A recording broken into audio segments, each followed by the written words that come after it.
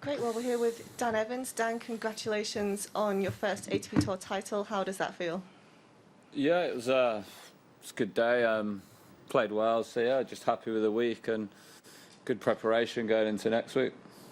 Great, if there's some questions in the room, can you raise your hand? Yeah, thanks.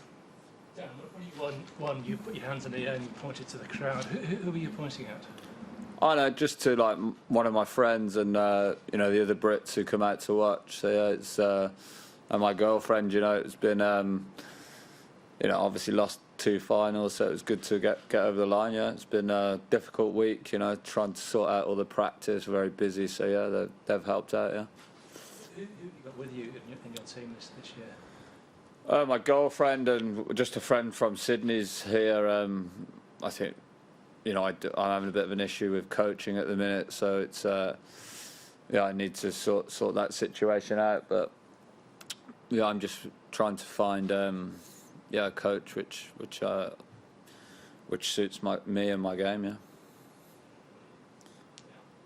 Any more questions? Yeah, Karen. Yeah. Was there any way in which maybe looking at this is just getting your feet underneath you for the Australian Open that gave you some kind of freedom or liberated you to just play more freely? Or how do you explain through all the challenges you break through this week? I think, if I'm being honest, I didn't have a great 2 weeks, practice. I played okay, but it was difficult and sort of moved away from, the sort of things I was used to working on whilst trialling with a new coach. So I think the start of this week I really, set in stone that I would get back to what I was good at, and it really reinforced, my game style and my game plan, and I never really wavered from that. And I think, the last 3 matches I really put my game on the court and was decisive on how I was going to play, made clear decisions and to come forward and be aggressive. And I think, the match point probably summed it up. To hit forehand down the line and finish at the net was sort of a pretty good way to finish it. Yep. Dan, obviously winning the title today is a great achievement, but is it as big a deal as playing in the Australian Open? How do the two compare? No, I would park this week now and recover well, and yeah, I look back, it's good achievement after I've finished it in Australia, but the proper tournament starts tomorrow. It's I'm not stupid. It's a little lucky Stan pulled out, and in all respect to Jeremy Chardy, it's an easier match than Wawrinka. So, you still got to take your chances, and I did that, and there's no better practice than matches for me. So, yeah, listen, I want to do well next week, but, I'm delighted with how today went and this week. So, but it's over now, and look forward to Tuesday, I think, yeah. Great, any more questions in the room? And we can go over to you. Thanks. Thank you. We will move to online questions. Our first one from The Sun, Robert Maul. Hi Dan, congratulations. Cheers. Is this the best form you've been playing in your life, would you say, going to the Australian Open? Like I just said, I'm guessing you could hear, I really got my game plan right. Difficult 2 weeks in quarantine with trialing a coach and stuff, really emphasised the way I need to play, and probably not the way I was playing in quarantine, and the way I practiced probably, really made me, focused on my actual game this week, and to be aggressive, come to net. Yeah, so it was a bit of a reality check, really, that I could, don't stray away from my game, and I put it on the court this week, my game style, and it worked, yeah. Can I just ask you a word on your box as well? You sort of thanked them in your victory speech for sticking by you over the years. Just talk about them and the support they've given you down the years. Yeah, when it's it's not easy being around tennis. They wait around all day. You know, they get to watch the matches, which probably is not the easiest thing either. So it's not just, obviously I hit the balls, but, you know, all the other little things which you don't see, they have to do. And, you know, it's not always so glamorous out here. And, yeah, just say thanks. It's always nice to thank them, and, you know, probably don't do it enough. So, yeah, just said thanks to them. Thank you. Our next question from The Telegraph, Simon Briggs. Hi, Dan. We didn't catch everything at the beginning, so you may have been over some of this already, but in yesterday's presser, you kind of slightly downplayed the kind of significance of the title. But, I mean, now you've won it. Do you think it does mean something to you? Is it one of your goals? I mean, you don't often sort of talk about what your aspirations are in the game. Was winning an ATP title one of them? Yeah, I mean, I said to think just before my ban, I said to Hiltz that year I wanted to make final, win a. That goal that year was to win a title. Obviously, didn't get a chance to come back and lost in the final. Of course, I wanted to win one, but you know, today was just another match. Really, I approached it in that way. Yeah, everybody wants to win. It's a great feeling to win, but you know, it's pretty unique situation we're in where I was warming up today, and normally in the final you're warming up, there's nobody around, you know, but here just about find a spot to warm up because everyone's getting ready for Australia. So yeah, I mean, it was good to be out there and win, but you know, like I said last year, that this year I wanted to do well in the bigger events. I didn't have great Grand Slams last year, albeit a strange year, but yeah, my focus is on this week now.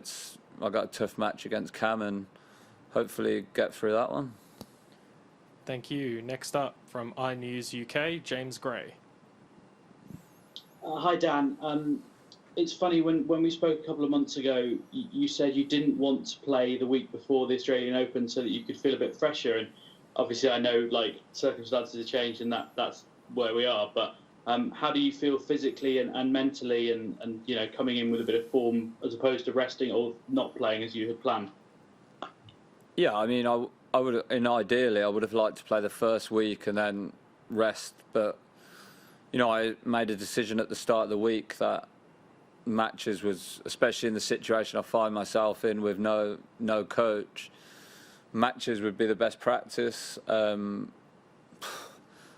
Way less things to organise as well, so it just worked out pretty good, and I went about it, you know, positively. I didn't play great in the first two rounds, and you know, I found my game in the matches. It was difficult, you know, especially the first two matches. I didn't feel great at all, but you know, hanging in, you know, you found my level in the end, and yeah, I mean, here we are. I played good tennis the last three matches, probably some of the best stuff I've played. But again, I say it, I really sort of reiterated to myself the way I needed to play, and in a pretty unfortunate situation in the 2 weeks where a trial period didn't go great for me. So it really reiterated, you know, the way I wanted to play. So, you know, the first 2 weeks wasn't wasted. So yeah, it was a bit of a blessing in disguise. Thank you. Next question, Daily Mail, Michael Dixon.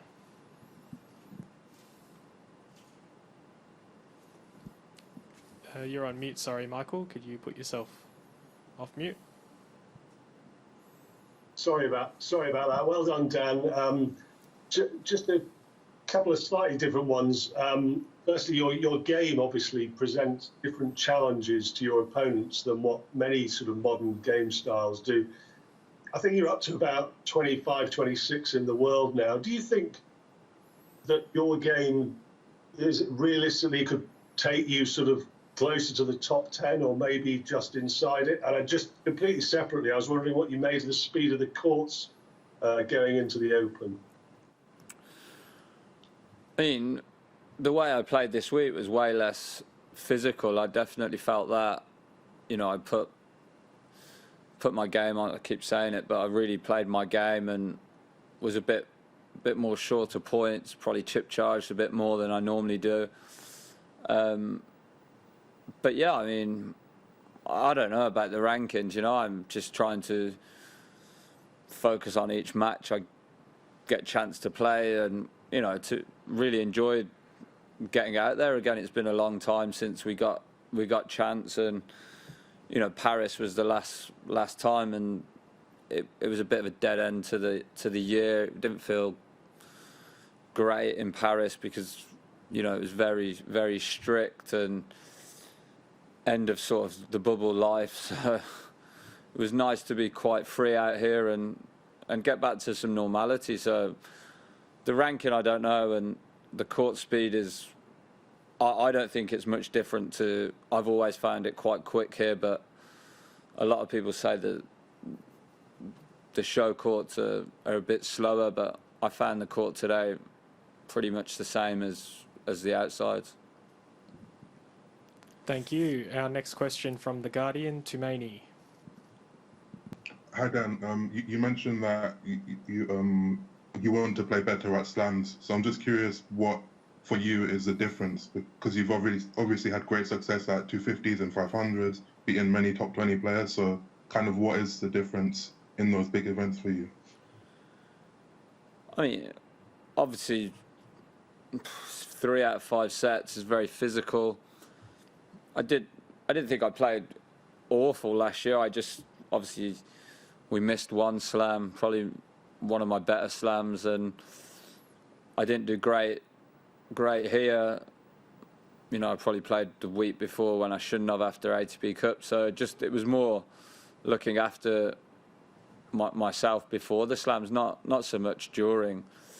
And obviously US Open, we were not forced, but with a Masters Series before, again, had to play the week before, and it just didn't work out. I won one match and then played a pretty erratic match against Moutet. So it was just looking after myself, really. So this week wasn't that physical, luckily, and I feel pretty good going into Tuesday.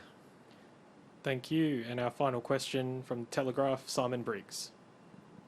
Yeah, you mentioned that you were enjoying it being a bit freer out there. Is there anything you particularly enjoy being able to do in Melbourne that I guess you weren't in Paris? And just one other thing is, you may have done it at the beginning, but I couldn't hear.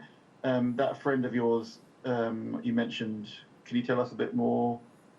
I think you said there was a local guy who come along to be around for these matches. Can you tell us a bit more about him? I mean, just going out to get breakfast in the morning, have a coffee is pretty, can't do that at home now. So that's enjoying that. Go out to restaurants on the night.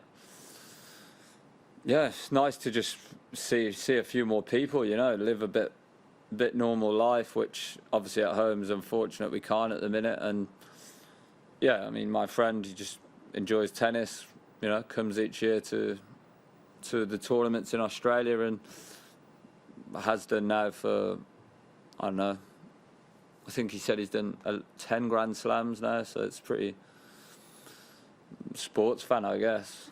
Can't because he likes watching me play tennis. Thank you, everyone. That concludes our